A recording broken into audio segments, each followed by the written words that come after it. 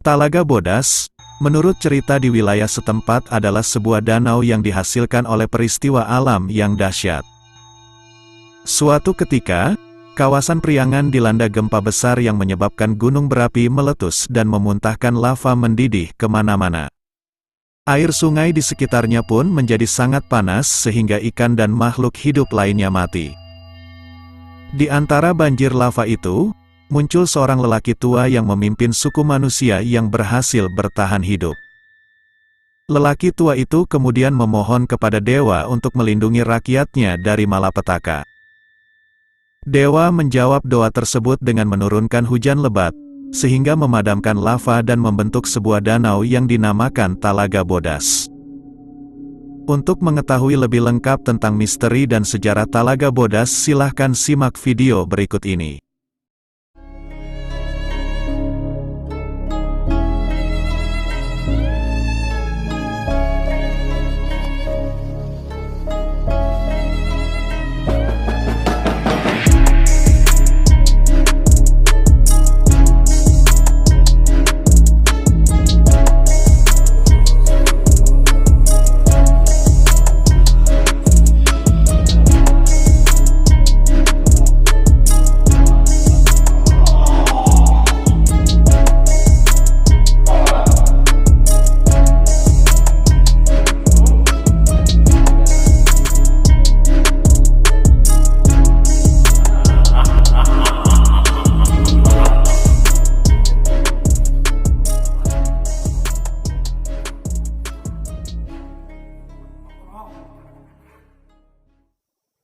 Assalamualaikum warahmatullahi wabarakatuh.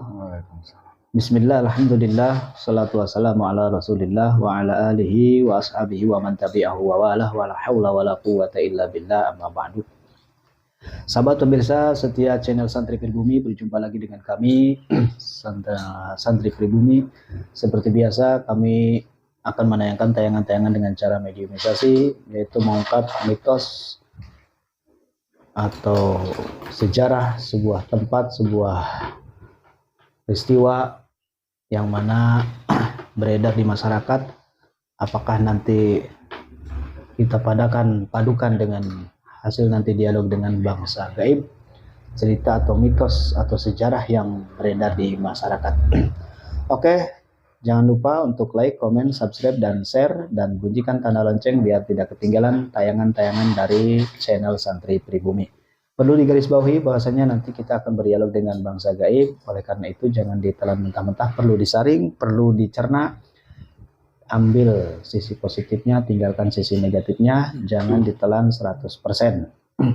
Mudah-mudahan menjadikan pengetahuan yang positifnya dan menjadikan pelajaran bagi yang negatifnya. Dan sudah hadir di tengah-tengah kami yaitu mediator Santri Pribumi. Sudah siap, Kang? Insyaallah. Oke, yang kita akan ungkap ini merupakan salah satu request dari subscriber Santri Pribumi untuk mengungkap sebuah tempat yang disebut dengan Talaga Bodas yang berada di Kabupaten Garut, Jawa Barat. Yang mana talaga tersebut konon katanya sebuah danau, sebuah telaga yang terbentuk dari letusan Gunung Galunggung, yang diyakini oleh masyarakat ketika memohon main ke sana kemudian mandi di Talaga Bodas tersebut akan menyembuhkan berbagai macam penyakit, dikabulkan keinginan atau hajatnya orang yang meniatkan hal tersebut, dengan catatan harus meminta izin kepada penguasa yang ada di Talaga Bodas. Nah, apakah betul hal tersebut berlaku atau hal tersebut terjadi? Nah, nanti kita akan tarik sisi gaibnya dari yang paling kuat, yang paling mengetahui daerah tersebut, biar nanti kita ungkap fakta-fakta atau sisi-sisi dari gaibnya. Oke, kita mulai saja. Bismillahirrahmanirrahim.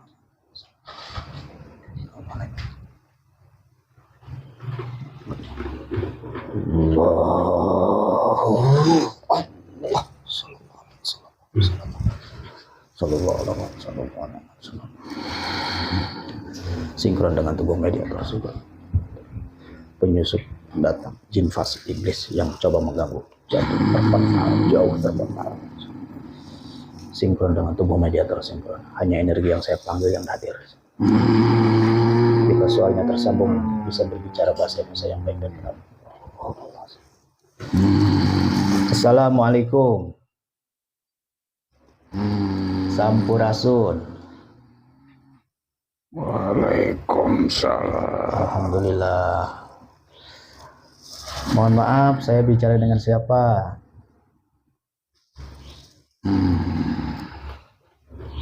Penjaga Telaga Bodas. Penjaga Telaga Bodas. Kalau boleh tahu Anda dari golongan apa? Jin. Jin. Wujudnya seperti apa? Sosoknya?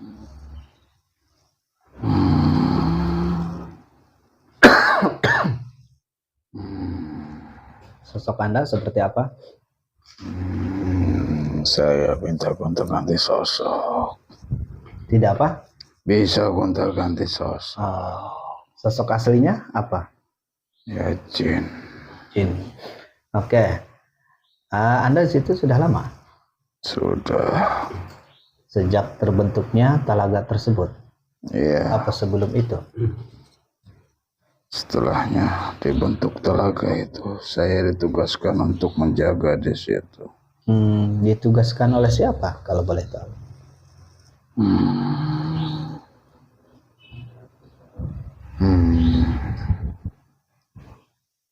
Dari kerajaan kami.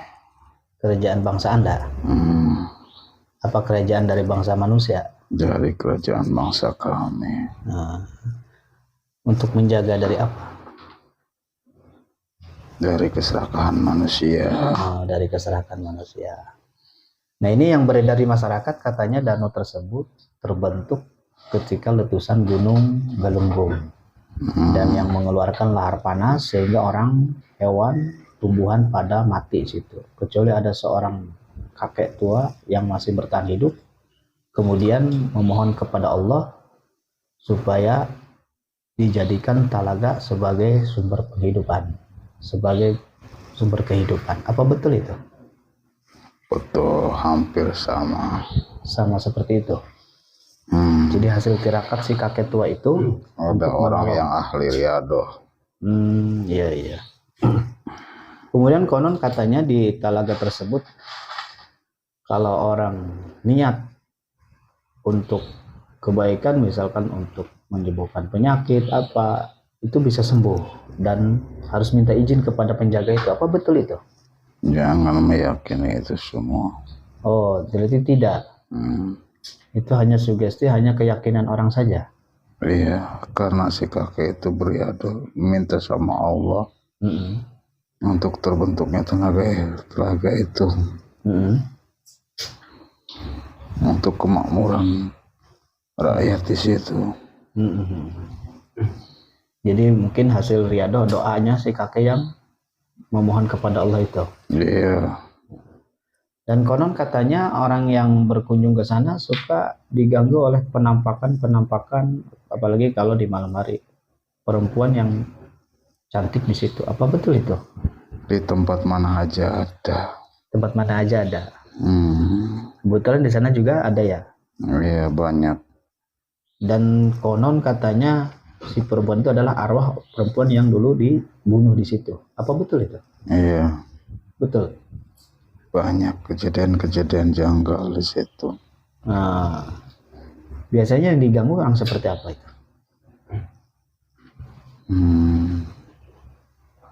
Orang yang tidak bermoral, tidak berakhlak, yang tidak menjaga sikap sopan santun di situ. Iya. Berarti kalau berkunjung ke situ tetap jaga sopan santun ya? Di mana aja sama. Di mana aja sama ya. Bangsa Anda juga punya tata krama ya, sama ya? Iya. Oke pemirsa, berkali-kali kalau dialog dengan bangsa gaib, ya, di mereka juga tetap ada aturan atau ada tata tertib seperti halnya manusia, sopan santun, tata krama ya. Jadi kalau orang yang datang ke sana dengan bahasa yang sompral atau bahasa yang takabur, sikap yang tidak senonoh, mereka akan mudah untuk mencelakakannya.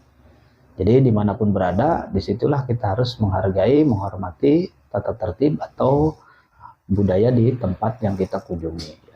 Di mana bumi dipijak, di situ langit dijunjung.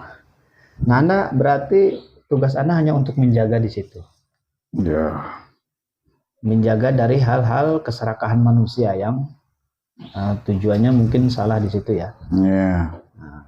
Kalau yang suka mengganggu apa itu bangsa apa itu? Banyak kan dari bangsa siluman dan arwah-arwah gentayangan. Arwah-arwah gentayangan. Yang jadi korban di situ karena kelalaian mereka. Iya. Jadi arwahnya di situ. Ya.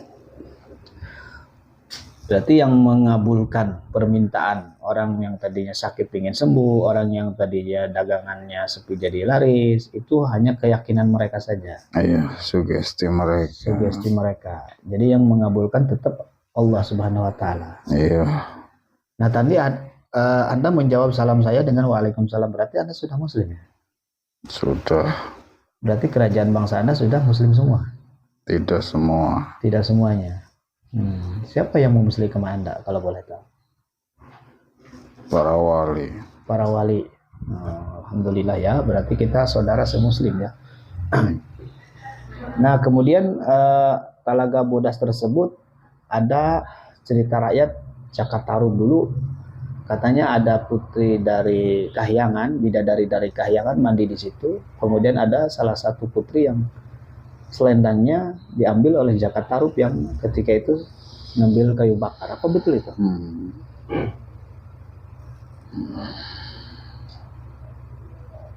Gimana itu? Iya. Jadi betul ada Dewi Nawang Bulan. Kalau nggak salah Dewi Nawang Bulan betul itu yang diambil selendangnya. Berarti Anda mengetahui cerita Jakatarup itu? Iya. Tahu. Betul, Jakatarup memang penduduk orang situ. Ya, pemirsa, di cerita yang beredar bahwasanya Jakatarup itu terkenal dengan seorang manusia yang nikah dengan putri dari Kahyangan ya. Namanya Putri Nawang Bulan, sehingga menikah dan punya anak. Jadi di dalam cerita rakyat tersebut disebutkan bahwasanya ketika Jakatarup sedang mengambil kayu bakar di hutan, ketika itu ada beberapa bidadari dari Kahyangan sedang mandi dan diambillah selendang. Nah, salah satunya adalah selendang Dewi Nawang Bulan, sehingga Dewi Nawang Bulan tidak bisa kembali ke Kahyangan dan akhirnya menjelma jadi manusia dan nikahlah dengan Jakatarup. Nah, setelah tahu bahwasanya yang mencuri selendang itu Jakatarup, akhirnya Dewi Nawang Bulan marah dan mengambil kembali selendangnya dan kembali ke Kahyangan meninggalkan Jakatarup. Apa betul itu? Berarti bidadari Kahyangan itu betul nikah dengan Jakatarup dan beranak pinak di alam dunia ini. Dan setelah mengetahui, selendangnya akhirnya diambil lagi dan kembali ke Kahyangan dan meninggalkan suami dan anaknya. Betul itu? Betul. Oke, berarti tugas Anda hanya untuk menjaga makhluk-makhluk yang mengganggu di situ, berarti dari golongan bangsa siluman. Nah, yang nggak bisa digoda oleh Anda, satu berarti tadi yang menjaga tata krama sopan santun. Kemudian apa saja orang yang tidak mampu digoda oleh bangsa yang suka menggoda di situ? Tugas saya bukan menggoda. Barangkali Anda tahu karena sesama makhluk Anda. Tugasnya jin itu menggoda semua makhluk walaupun dia ahli ibadah. Karena mereka udah dapat mandat untuk menggoda manusia ya. Iya. Sudah diberikan kebebasan, diberikan keleluasaan oleh Allah untuk menggoda manusia. Oke ya, jadi lagi-lagi tetap orang yang salah niat, orang yang perginya tidak berdoa kepada Allah, tidak memohon perlindungan Allah, itulah yang mudah digoda oleh bangsa mereka gitu. Entah itu menggodanya untuk melalaikan ibadah, entah itu menggodanya untuk mencelakakan atau menjerumuskan. Jadi selagi-lagi kita ketika bepergian tidak lupa harus berdoa kepada Allah, meminta perlindungan kepada Allah dengan mengucapkan Bismillahirrahmanirrahim wala haula wala quwata illa billahil aliyyil. Dengan doa itu kita akan dilindungi oleh Allah dari bangsa-bangsa jin fasik, bangsa-bangsa iblis yang coba mencelakai, menjerumuskan manusia. Kemudian apa lagi orang yang sedih? Orang yang panik Orang yang mudah panik. Iya. Itu yang mudah Anda ini. Iya. Terus orang apa lagi? Orang yang punya niat syirik. Niat syirik.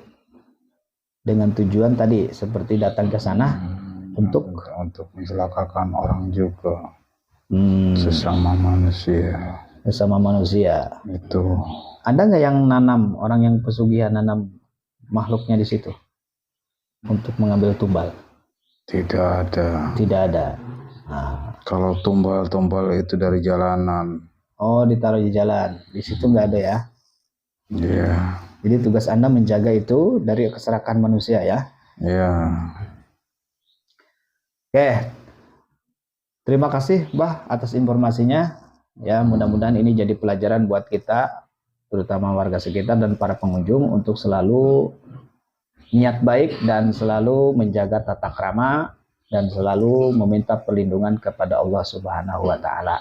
Nikmati alam indah ciptaan Allah dan jangan sampai menyekutukan Allah yang menciptakan alam ini. Dari saya sekian, mohon maaf wal afu minkum, wassalamualaikum warahmatullahi wabarakatuh.